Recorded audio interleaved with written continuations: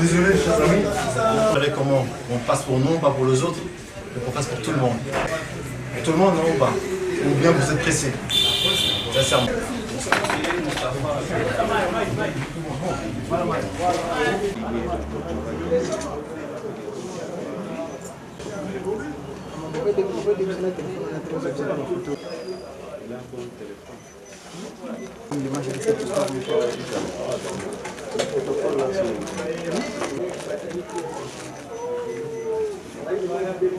Apparemment, on m'a dit que je parle trop vite. Je vais essayer d'aller doucement. Bon, déclaration politique de MJC. Terminée de l'histoire de notre pays, il appartient à chaque génération d'écrire son histoire. L'engagement de notre combat nécessite à ce jour que la jeunesse de ce pays soit à l'auteur de ce que nous entendons de eux. La mission qui nous convient, qui est censée être remplie ou trahir. La nôtre est choisir, défendre la Constitution à ces prix qui nous coûtera. Et c'est pourquoi, durant notre parcours politique, nous avons subi des coups, qu'il y a eu de pertes dans notre camp. Malgré cela, après avoir fait la lecture minutieuse de notre parcours politique au Congo, étant clémaniste et combattant et panafricaniste, nous sommes adoptés à mener un combat pacifique qui aboutira, je dirais, à conquérir le pouvoir d'une façon, je dirais, victorieuse. Cette mission qui est noble, octroyée à notre génération, témoin de l'événement intérieur du 19 septembre, où les fils et filles du pays qui ont tombé, qui ont accepté le sacrifice suprême, et qui sont, à ce jour, nos martyrs. Et c'est ce qui nous permettrait, à partir de ces destins, de choisir un destin ou un destiné. Nous référons, je dirais, aux résolutions de Jean Val, ce qui était dit dans cette conclave, et la réalité, on se rend compte qu'à ce jour, sur le terrain, ce n'est pas le cas. Pour notre part, la MJC décide à ce jour de quitter le rassemblement pour des raisons qui les sont propres. Et la MJC se réserve le droit de s'allier ou de s'affilier avec un parti politique qui correspondrait à sa vision, ou de créer son propre plateforme pour être, je dirais, le maître de son destin.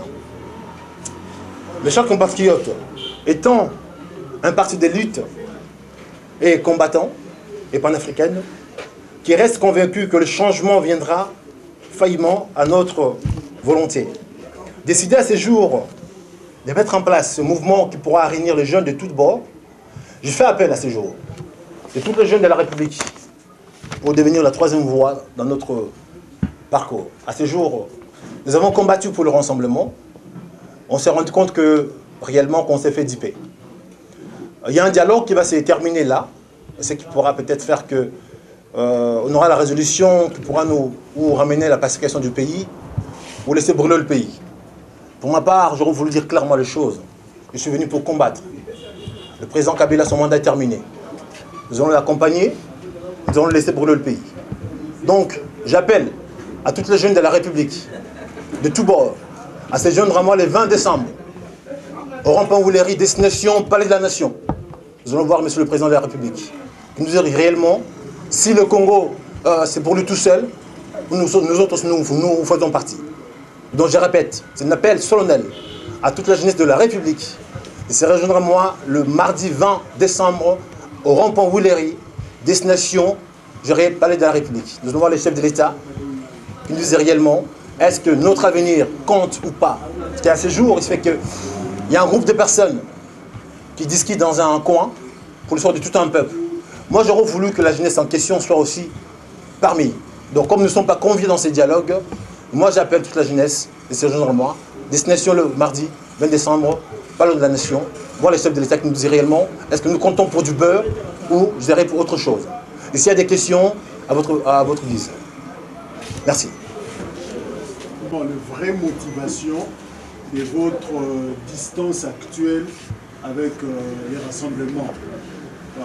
Voilà, donc Kinshasa le 27 avril, à côté du Véchichi, j'ai participé dans tous ces événements qui étaient passés, les marches où on a perdu nos jeunes gens, pas pour rien, mais je me rends compte que dans ces dialogues en question, la jeunesse congolaise ne se retrouve pas.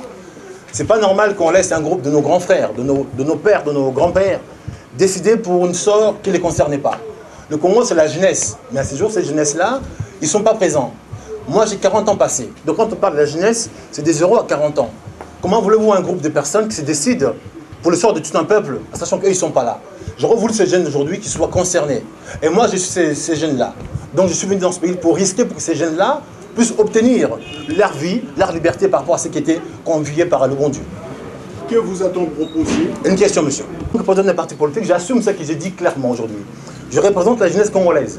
Ou bien ces jeunes-là, moi, je suis conscient de leur avenir qui sont foutus, je laisse, je dirais, ces jeunes-là aller, je dirais, dans un trou, ou bien je défends ces jeunesses aujourd'hui. Donc, les demander voir, de les défendre. Puisqu'en face, je me suis rendu compte qu'on n'a pas un dossier, un projet quelconque, concret pour ces jeunesses-là. Donc nous-mêmes, on doit se prendre en charge, de voir de quelle façon, voir le chef de l'État, ou avoir un entretien avec lui comme ça, M. Kabila, vous voulez glisser, vous voulez continuer, mais vous proposez quoi pour nous?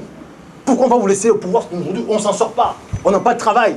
On est des diplômés sans emploi. On ne peut pas se marier. Pourquoi il faut qu'on vous laisse au pouvoir? Ou peut-être vous partez, vous nous laissez travailler. Troisième question. Mais là, aujourd'hui, il ne partira pas, selon la loi. Mais il faut que la population dialogue avec nos grands frères, nos grands-pères, qu'ils fassent aussi autant avec ma mère. Vous voyez, ça c'est chez nous. J'ai dû construire une maison chez ma mère. Je ne suis pas propriétaire. Un entretien avec lui, qu'on sache réellement pourquoi on doit le laisser glisser aujourd'hui. Est-ce que pendant aujourd'hui, il a pris conscience qu'il faut que la jeunesse de ce pays-là puisse en sortir? S'il nous accorde ça aujourd'hui, son glissement, moi je l'accorde. Mais je veux un entretien avec le chef de l'État. On parle de la jeunesse. Je suis combattant de l'Europe et panafricain aujourd'hui.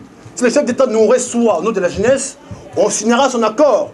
On va glisser avec lui à une condition que nous on se retrouve. Pour le moment, on ne se retrouve pas. Vous votez pour vos intérêts personnels là. Monsieur, je suis un chef d'entreprise, je m'en sors très bien. Je n'ai pas besoin. Je peux rentrer en France, j'ai du boulot, j'ai une maison, j'ai de quoi vivre. Pour vous que je me combats aujourd'hui. Une question.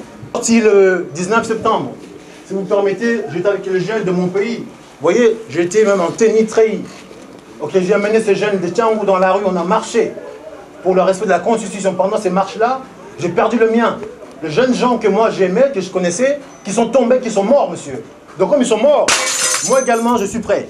Donc nous sommes là pour que le Congo soit libéré. Chef d'État, monsieur le Président, recevez-nous. Nous voulons que nous puissions parler pour le Congo.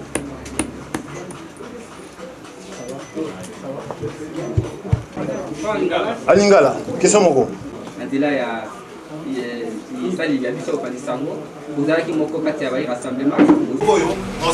C'est pas normal. Donc tout le monde là-bas dans le Mboka, pas avant de voir le Mboka, pas de beaucoup. On puisse faire aux gens d'autres pays qui viennent chez nous pour s'enrichir, que nous restons pauvres, monsieur. Ça, j'ai le commandant tout le monde qui a rabattu dans le biseau. D'abord, pourquoi le biseau? Monsieur doit prendre la quantité. Si on biseauter les vins, biseau, il y a une de ma compote, on a un phare, papa, le lot c'est un glissement.